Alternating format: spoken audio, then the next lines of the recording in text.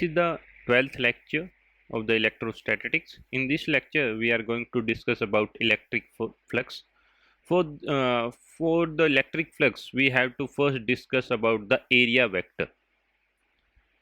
You have wondered about this, but area can be taken as the scalar quantity also, and it can also treat as a vector quantity. Basically, in the physics, we simply say that if the any dA vector area element is inside the integration, we take as a vector quantity.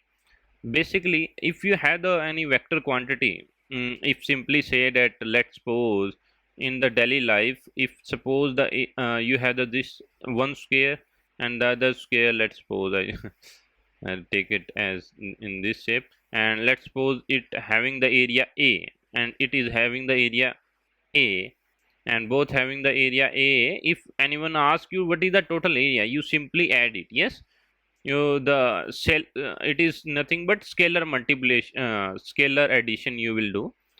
It is too simple, but from a point, from the physics point of view, there is somewhat different. And for this, if anyone asks you what is the area element, what is the direction of this area, this direction is nothing but in the upward direction to it.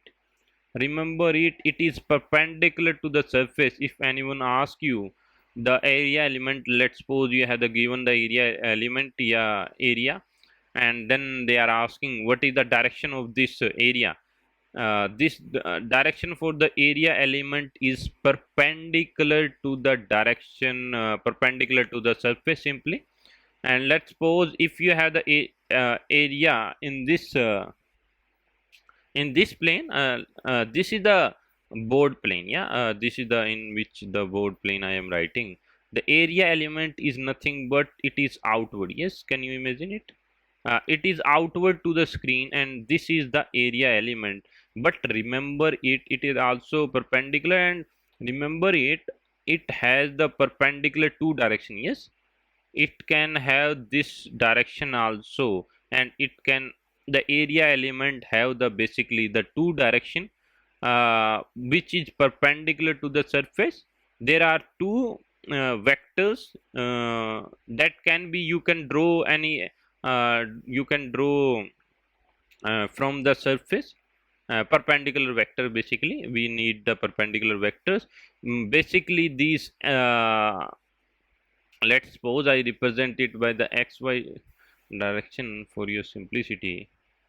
Let me write x y z, and then the area element, this area element having the direction y cap and as well as the minus y cap. Yes, and then and this area element, uh, area having the direction in this direction, if you are taking is positive z direction, and if you are the area element is in the negative direction also, you can take it as the minus z cap. Okay, and similarly area is a vector quantity. Remember it, when we are dealing in the physics point of view, area is a vector quantity. What is the direction?